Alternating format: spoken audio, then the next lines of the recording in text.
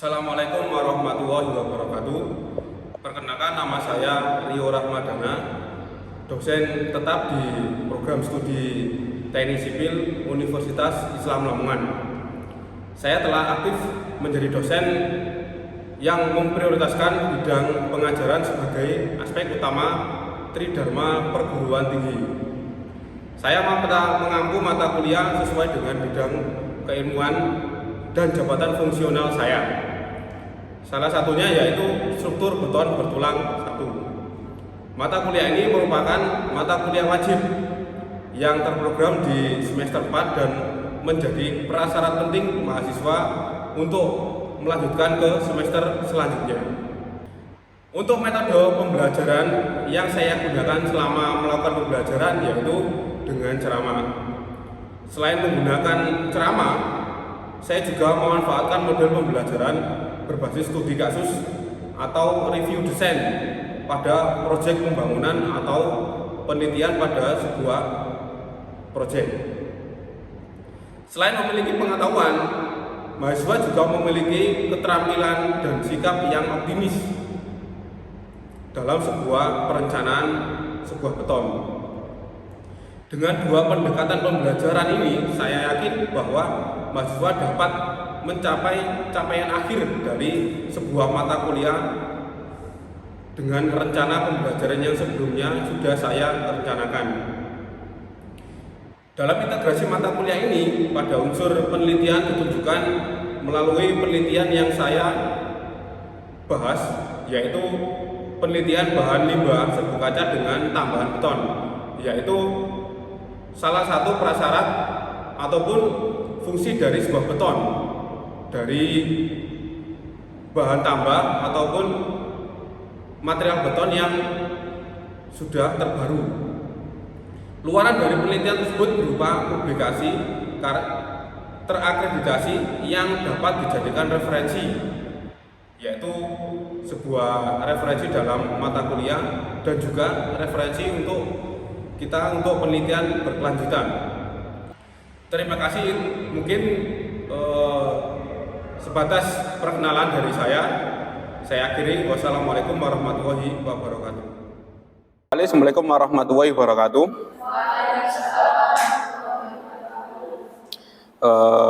Perkenalkan, nama saya Rio Rahmadana, pengampu mata kuliah struktur beton bertulang 1. Di sini saya akan membawakan materi tentang beton bertulang, yaitu ada beberapa macam tujuan ataupun deskripsi dari sebuah mata kuliah ini. Yang pertama di sini adalah tujuan, yaitu memberikan pengetahuan atau memberikan dasar dari struktur beton bertulang sehingga mahasiswa dapat menghitung dari beberapa elemen atau beberapa bagian dari struktur, baik dari segi kekuatan maupun kenyamanan, yang serta mengetahui detail penulangan dari elemen tersebut.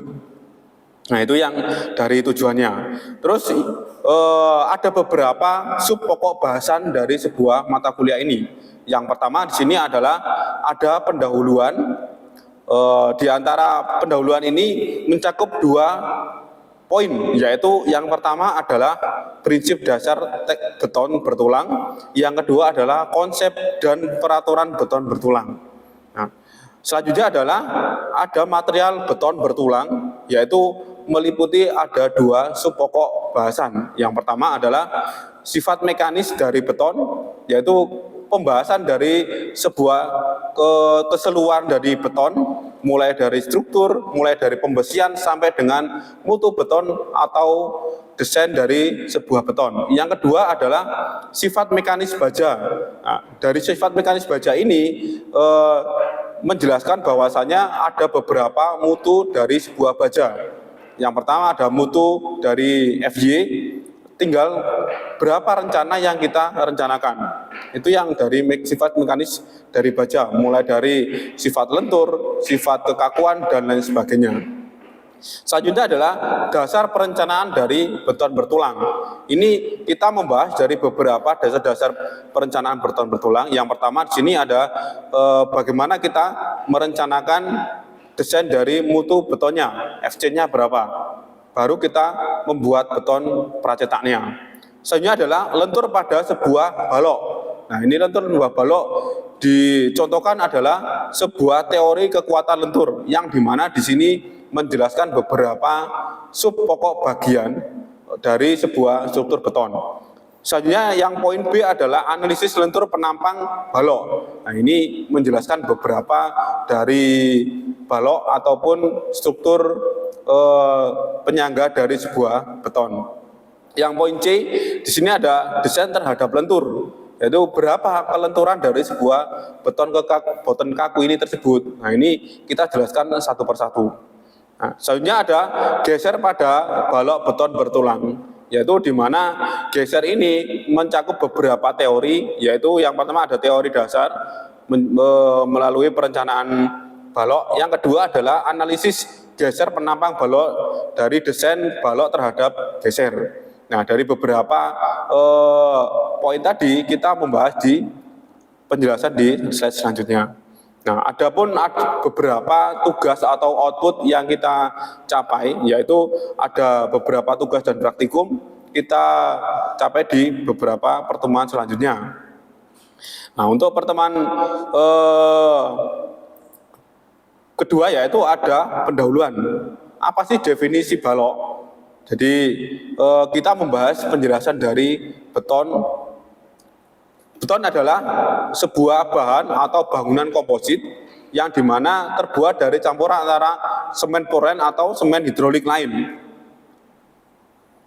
dari agregat halus, ada agregat kasar dan air dengan atau tanpa campuran tambahan yang membentuk massa padat. Nah, jadi ada beberapa keunggulan dan kekurangan dari sebuah beton, yaitu yang pertama keunggulannya adalah kuat dan mudah dibentuk dari beberapa cetakan. Untuk kekurangannya adalah setelah dibentuk itu tidak bisa dibuat atau dirubah lagi, jadi sesuai dengan yang direncanakan. Definisi dari beton bertulang di sini adalah beton yang mengandung batang tulangan baja dan direncanakan berdasarkan anggapan bahwa bahan tersebut bekerjasama dengan memikul gaya. Jadi beberapa kandungan mengandung batang tulangan. Jadi sifat dari beton sendiri adalah perkerasan kaku. Untuk bajanya sendiri adalah mempunyai sifat yang lentur. Jadi dua bahan tadi dicampurkan maka dia akan kuat menahan gaya tekan dan gaya lentur. Jadi fungsinya dari tersebut. Selanjutnya adalah umumnya pada suatu struktur akibat gaya dari luar dan akibat dari efek perbedaan suhu, differential movement, yaitu di mana akan timbul tegangan tarik yang cukup besar pada balok, flat dan kolom. Di sini beton biasa tidak dapat digunakan, tetapi apabila sejumlah tulangan dipasang di daerah tarik, maka tegangan tarik dapat ditahan oleh struktur beton bertulang tersebut. Jadi ini beberapa penjelasan dari struktur beton bertulang. Selanjutnya di sini saya akan menjelaskan beton bertulang atau beton prategang. Jadi penjelasannya adalah contoh bertulang di dalam mana telah ditimbulkan tegangan-tegangan intern dan nilai dan pembagiannya sedemikian rupa hingga tegangan akibat beban dapat dinetralkan sampai pada suatu trap yang diinginkan struktur. Nah, di sini saya contohkan ada beberapa bangunan-bangunan atau struktur beton yang penggunaannya atau yang sudah difungsikan dari sebuah beton. Dari beton untuk perkerasan kaku dan untuk pembesiannya ini sebuah contoh. Untuk pengaplikasiannya adalah sebuah girder dari bangunan struktur sipil dengan memakai tulangan di beberapa subbagiannya. Selanjutnya ada proses jacking, yaitu menarik sebuah kabel baja di dalam sebuah beton. Nah, untuk beton pracetak di sini adalah bagian-bagian beton bertulang ataupun beton prategang yang dicetak di lokasi lain dan akan dipasang dalam kedudukan tertentu pada suatu konstruksi. Nah, ini adalah sebuah contoh penempatan dari girder yang sebuah flyover, bangunan flyover atau jalan di ruas tol. Ini beberapa contohnya. Untuk penjelasannya adalah balok beton bertulang ini ada beberapa subbagian masing-masing. Yang pertama di sini ada posisi bagian retak geser dan retak lentur. Di pada posisi retak geser itu pada ujung sebuah balok. Untuk retak lenturnya tepat pada tengah-tengah sisi daerah tekan. Itu yang dinamakan retak pada lenturnya. Jadi masing-masing sebuah balok atau beton itu memiliki beberapa klasifikasi atau penjelasan masing-masing. Ya, untuk sengkang di dalam cor menahan tarik setelah terbentuk retak geser. Ini. Terus tulangan long itu dicor dalam beton menahan tarik setelah terbentuk retak lentur. Nah, ini ada beberapa subbagiannya. Nah, ini untuk bahan-bahan pembuat beton itu ada semen Portland, ada pasir dan lain sebagainya. Ini semen Portland merupakan bahan pengikat antar agregat sehingga beton dapat homogen. Nah, sesuai dengan kebutuhannya terdapat beberapa tipe semen, yaitu yang pertama adalah tipe 1 yaitu semen Portland untuk penggunaan umum yang tidak memerlukan prasyarat khusus seperti yang disyaratkan pada jenis-jenis lain. Yang tipe 2 adalah semen Portland yang dalam penggunaannya memerlukan ketahanan dalam sulfat atau hidrasi yang sedang. Ini jadi kita tergantung kebutuhan masing-masing. Misalkan semen itu kebutuhan untuk pengecoran di laut itu membutuhkan tingkat konsentrasi yang sangat tinggi. Misalkan kita pengecoran di jalan tol itu membutuhkan tingkat panas yang sangat rendah. Itu jadi untuk menstabilkan suhu dalam sebuah cor.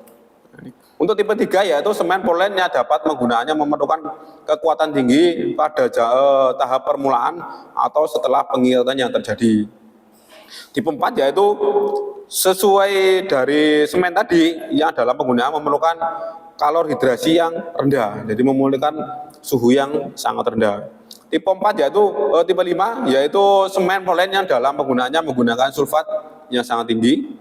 Ini beberapa tipe 1 sampai tipe 5 untuk semen penggunaannya. Untuk agregat halus yaitu dalam hal ini adalah pasir, mempunyai ukuran berbutir sebesar 5 mili. Nah, bila digunakan untuk campuran beton, pasir harus memenuhi standar syarat-syarat, yaitu tidak boleh mengandung bahan organik yang terlalu banyak, tidak boleh mengandung lumpur lebih dari 5% atau dari berat kering, serta harus terdiri dari butiran yang beraneka ragam atau well grading. Ini yang harus kita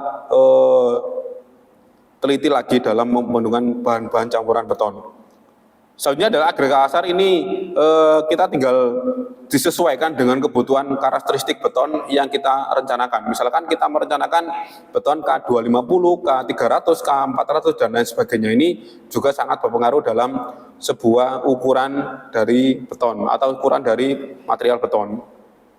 Bila digunakan untuk campuran beton, agregat harus memenuhi syarat, diantaranya adalah tidak boleh mengandung bahan organik terlalu banyak, tidak boleh mengandung lumpur dari satu, serta harus terdiri dari butiran yang beraneka ragam. Jadi harus beberapa ragam untuk variasi ukurannya. Air yang digunakan untuk membuat beton harus bersih, tidak boleh menggunakan minyak, asam, alkali, garam-garam organik atau bahan yang bersifat merusak dari sebuah beton atau baja tulangan. Nah, ini mengakibatkan korosi dari sebuah beton tadi. Jadi ada beberapa keunggulan beton, material pengisi agregat mudah diperoleh, dapat dibentuk di tempat yang mudah pembuatannya, mempunyai kuat tekan atau kompresif strength yang sangat tinggi, awet dan relatif murah biaya operasionalnya, tahan pada suhu ekstrim. Sedangkan untuk kelemahannya adalah memiliki kuat tarik yang rendah. Dengan kata lain, beton sangat rapuh. Ini memiliki berat jenis yang besar, artinya adalah beton sangatnya berat. Jadi dibanding dengan material baja, itu beton juga sangat berat. Memiliki sifat susut atau krip. Ini biasanya pada memiliki di karakteristik pada material beton. Jadi material beton apabila kita mengambilnya pada posisi basah, maka dia akan mengalami susut yang sangat tinggi. Nah, untuk proses desain ini pendefisian kebutuhan dan prioritas klien, yaitu yang pertama adalah tinjauan fungsi, yang kedua tinjauan keindahan, dan yang ketiga ada tinjauan pendanaan. Jadi tinjauan fungsi ini apakah bangunan itu diperuntukkan untuk apa? Apakah untuk stadion, apakah untuk hanya gedung kampus, Yang kedua adalah keindahan. Ini fungsi estetik dari sebuah material beton. Kita cukup ya. Saya akhiri. Wassalamualaikum warahmatullahi wabarakatuh.